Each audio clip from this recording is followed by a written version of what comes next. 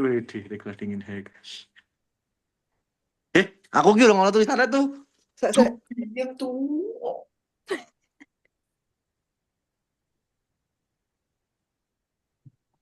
Hah? Iya. Eh, jam segala. ini kan kemarin tuh seharusnya presentasinya apa? Presentasinya offline. Cuman ini online. Yuk, yuk, Di yuk, yuk, record yuk. lagi. Sumpah 20 menit lagi yuk kita yuk. Iya, iya, iya, iya, iya, iya. Iya, suaranya kurang jelas. Iya, iya.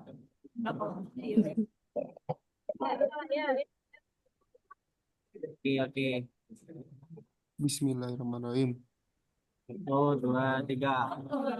In the name of Allah, the most blessed and the most merciful. Assalamualaikum warahmatullahi wabarakatuh. Kami dari kelompok 3 yang akan menjelaskan dari BIM, Business Management Information Film. Kelompok kami beranggotakan pertama di Sekian, yang kedua Dika, yang ketiga Cycle, yang keempat saya, yang kelima ada Kalila, yang keenam ada Haidar. Jadi di sini kami ingin menjelaskan tentang BIM, Business Management Information, yang akan dilanjutkan oleh Kalila. Untuk sistem yang pertama, itu ada subsistem pencatatan transaksi keuangan. Itu ada dua sistemnya, yaitu pengeluaran produksi film dan pemasukan produksi. Untuk yang pengeluaran produksi film itu ada tanggal transaksi, jenis transaksi. Jenis transaksinya itu ada pemasukan atau pengeluaran. Terus ada kategori transaksi, nominal transaksi, sama keterangan. Itu dari tanggal 1 sampai tanggal 15. Untuk jenis transaksinya sendiri itu pengeluaran. Kategori transaksinya itu meliputi praproduksi, produksi, gaji kru dan talent, sewa peralatan, transportasi dan konsumsi, pasca produksi dan promosi distribusi. Nominal transaksinya ada di 5 juta, 20 juta, 15 juta, 10 juta, 4 juta, 8 juta, dan 6 juta. Untuk keterangannya sendiri itu dibagi ada biaya riset naskah dan perizinan, biaya syuting utama, honor kru dan pemeran, kamera lighting dan audio, transportasi kru dan konsumsi, editing dan color grading. Terus juga ada poster dan trailer media sosial. Total pengeluarannya sendiri itu ada di 68 juta. Untuk yang pemasukan produksi film, itu ada tanggal transaksi, jenis transaksinya masuknya ada pemasukan dan pengeluaran, kategori transaksi, nominal transaksi, dan keterangan. Tanggal transaksinya itu ada di tanggal 1 sampai 30. Jenis transaksinya pemasukan, untuk kategori transaksinya ada sponsor, kerjasama produksi, penjualan tiket, dan hak tayang. Nominal transaksinya ada 30 juta, 15 juta, 40 juta, 25 juta. Untuk keterangannya sendiri ada sponsor brand, mitra produksi, penayangan bioskop, dan platform streaming. Untuk total pemasukannya ada di 110 juta. Yang kedua adalah subsistem piutang dan hutang. Di dalam subsistem piutang dan hutang memiliki dua tema, yaitu satu, data piutang pelanggan, dua, data utang pemasok. Yang pertama, data piutang pelanggan. Data piutang pelanggan dibagi menjadi 5. Yang pertama, nama klien, kedua proyek film, ketiga keterangan, 4 jatuh tempo, 5 jumlahnya. Transaksi pertama pada tanggal 3 Januari 2026 yaitu dengan nama klien PT Studio Nusantara, proyek film-film aksi, keterangan hak tayang, jatuh temponya tanggal 15 bulan Februari 2026 dengan jumlah 30 juta, status belum lunas. Transaksi kedua yaitu pada tanggal 6 Januari 2026 dengan nama klien Media Filmindo, proyek filmnya film drama, keterangan kerjasama distribusi jatuh tempo tanggal 18 Februari 2026 jumlahnya 25 juta dengan status belum lunas.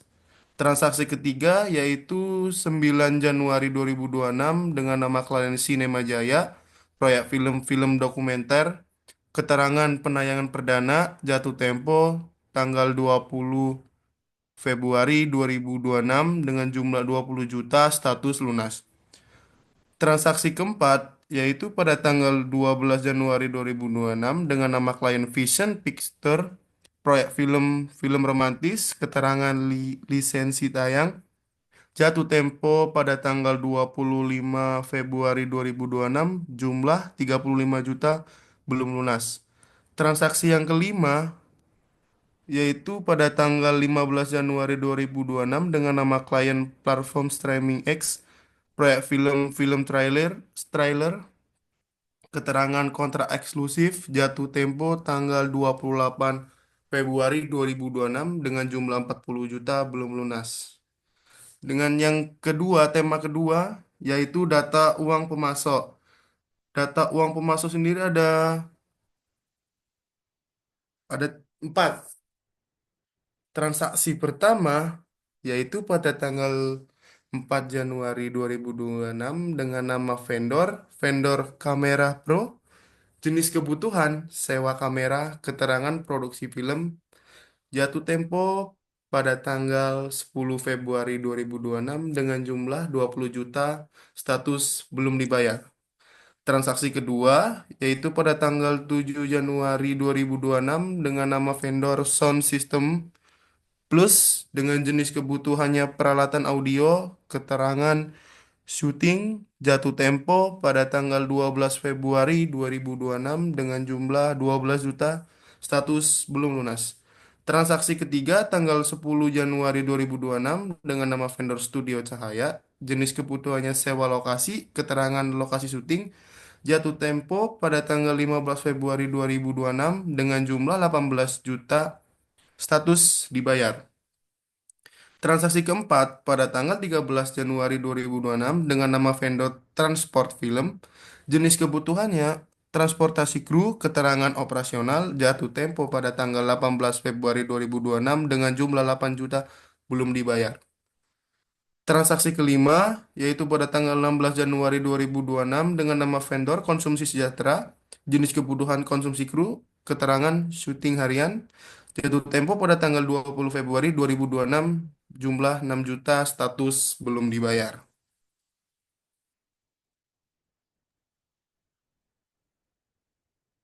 Oke, yang ketiga ada subsistem manajemen arus kas. Ada dua macam, yaitu data kas masuk dan data kas keluar. Subsistem ini tuh berfungsi untuk mengelola dan mengontrol aliran kas masuk dan kas keluar agar keuangan perusahaan tetap stabil dan terkontrol. Pada data kas masuk, ada tiga, yaitu sumber kas, keterangan, dan jumlah. Tanggal 1 Januari 2026, sumber kasnya ada di saldo awal, keterangan sisa kas sebelumnya, jumlahnya 20 juta. Di yang kedua, tanggal 2 Januari itu ada investor, keterangannya modal produksi film, jumlah uangnya 50 juta. Yang dari tanggal 3 Januari 2026 itu ada sponsor, keterangan kerja sama brand, jumlah uangnya 15 juta. Tanggal 6 Januari, penjualan hak tayang, keterangan distributor lokal. Jumlahnya ada 25 juta. Yang di tanggal 12 Januari itu ada pelunasan piutang. Keterangannya dari Studio Nusantara, jumlahnya 30 juta. Terakhir yang keenam ada di tanggal 18 Januari, sumber kasnya dari penjualan lisensi. Keterangan platform streaming, jumlahnya 20 juta. Selanjutnya ada data kas keluar. Data kas keluar adalah pengeluaran meliputi sewa kamera, konsumsi, kru, transportasi, sewa lokasi, peralatan tambahan, hingga honor kru. Pengeluaran ini berkaitan langsung dengan kebutuhan produksi film dan operasional kru. Sesuai pada tabel ada 3 juga seperti tadi, jenis pengeluaran, keterangan, dan jumlah. Pada nomor 1 ada di tanggal 5 Januari, jenis pengeluarannya sewa kamera. Keterangannya untuk produksi film, jumlah totalnya 15 juta. Untuk yang tanggal 7 Januari itu, pengeluarannya untuk konsumsi kru. Keterangannya untuk syuting harian, jumlahnya 5 juta. Di tanggal 9 juga ada jenis pengeluarannya transportasi. Nah, transportasinya ini untuk operasional kru. Jumlahnya ada di 3.500.000. Yang keempat, di tanggal 10 Januari ada jenis pengeluaran tentang sewa lokasi. Keterangannya lokasi syuting. Totalnya ada 8 juta. Yang kelima ada di tanggal 14 Januari juga. Pengeluarannya jenisnya peralatan tambahan. Keterangan properti film jumlahnya 6 juta. Terakhir ada di tanggal 16 Januari. Jenis pengeluaran di honor kru, keterangan produksi film jumlahnya 20 juta. Sekian.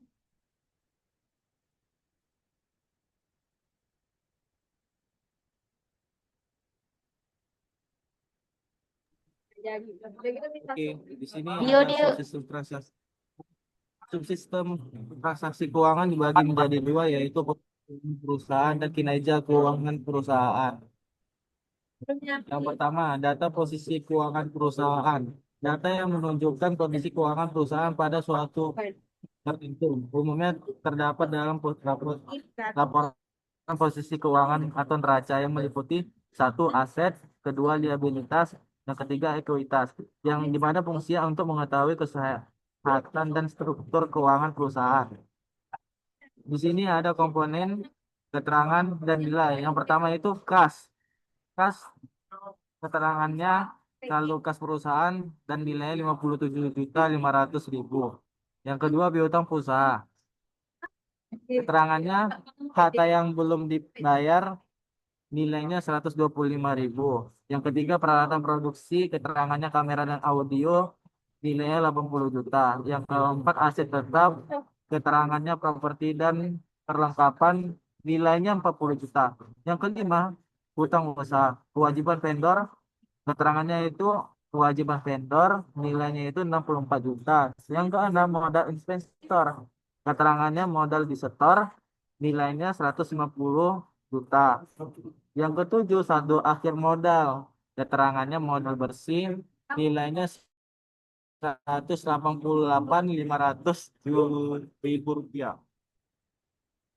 Next.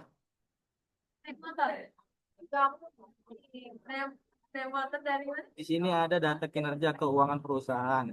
Data kinerja keuangan perusahaan yaitu data yang menunjukkan hasil usaha perusahaan selama periode tertentu. Umumnya terdapat dalam laporan laba rugi yang meliputi satu pendapatan, yang kedua beban atau biaya, ketiga laba atau rugi.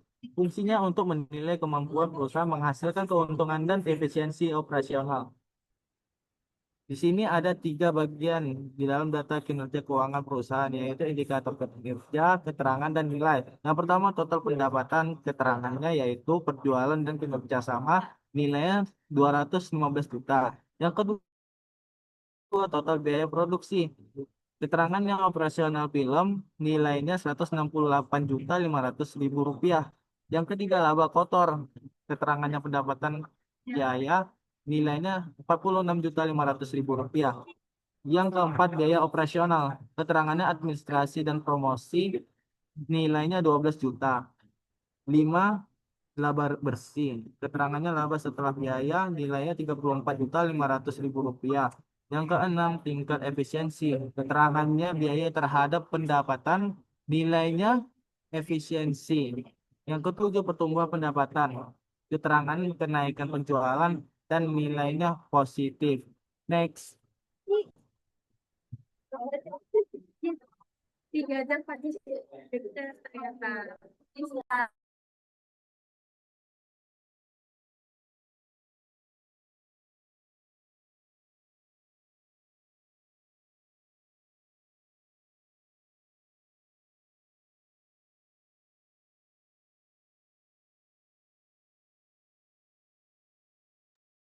Jangan dibisukan, Nay.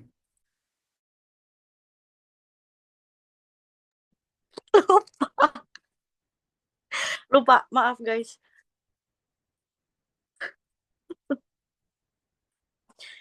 Yang kelima ada subsistem penganggaran dan budgeting. Itu ada 2, pendapatan produksi film sama biaya produksi film. Yang pertama ada data anggaran pendapatan produksi film. Pendapatan film ini berasal dari beberapa sumber. Yang pertama, dari investor utama dengan target 70 juta yang digunakan sebagai modal awal produksi film. Yang kedua, sponsor brand sebesar 30 juta melalui kerjasama promosi. Ketiga, penjualan hak tayang ke bioskop lokal dengan target 50 juta. Lalu yang keempat, lisensi platform tayang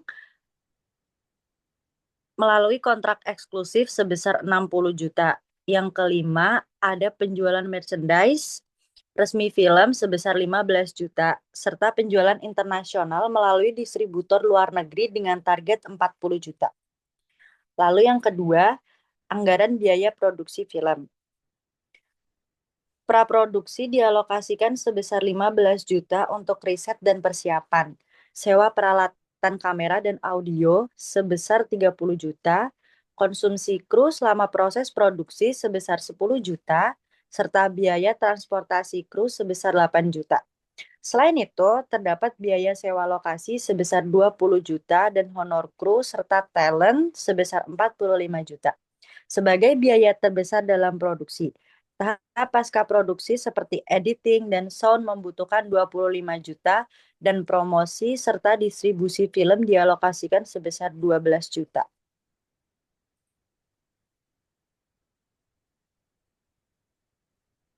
Yang terakhir ada subsistem pengendalian dan audit internal.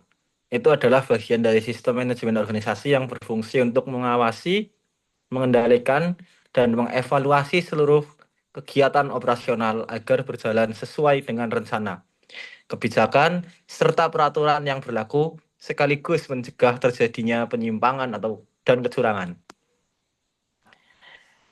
Yang pertama ada turun lagi, Mbak. Ya, yang pertama ada data pengendalian internal keuangan. Itu ada di tabel tersebut ada 5, 6. Yang pertama area pengendalian penerima kas, terus aktivitas pengendalian yaitu verifikasi pemasukan, dokumen pendukung, bukti transfer, keterangannya terkendali. Yang kedua, area pengendaliannya yaitu pengeluaran kas, aktivitas pengendaliannya, persetujuan pengeluaran, dokumen pendukung yaitu bukti pembayaran, keterangannya adalah terkendali. Yang berikutnya, ketiga, area pengendalian yaitu piutang usaha. Aktivitas pengendaliannya ada mentoring, jatuh tempo. Dokumen pendukungnya ada invoice, keterangannya terkendali. Yang keempat, ada hutang usaha. Aktivitas pengendaliannya ada pengawasan pembayaran. Dokumen pendukungnya ada tagihan vendor, keterangannya terkendali. Yang kelima ada aset produksi, itu area pengendaliannya. Aktivitas pengendaliannya ada pencatatan aset. Dokumen pendukungnya ada daftar investoris, keterangannya terkendali. Terus yang keenam, yang terakhir, area pengendaliannya ada anggaran. Aktivitas pengendaliannya ada pengawasan realisasi. Terus dokumen pendukungnya ada laporan anggaran, keterangannya terkendali. Yang berikutnya, ada data audit internal keuangan. Ada 5 di sini. Yang pertama, objek auditnya kas, periode audit Januari 2026, hasil auditnya sesuai, temuan tidak ada temuan, tindak lanjutnya dipertahankan. Yang kedua, ada piutang objek auditnya, periode audit Januari 2026, hasil audit sesuai, temuan keterlambatan minor, tindak lanjut penagihan. Yang ketiga, ada hutang objek auditnya, periode audit Januari 2026, hasil audit sesuai, temuan tidak ada, tindak lanjut dipertahankan. Yang keempat, ada anggaran untuk objek auditnya, periode audit Januari 2026, hasil audit sesuai, temuan selisih kecil, tindak lanjutnya evaluasi.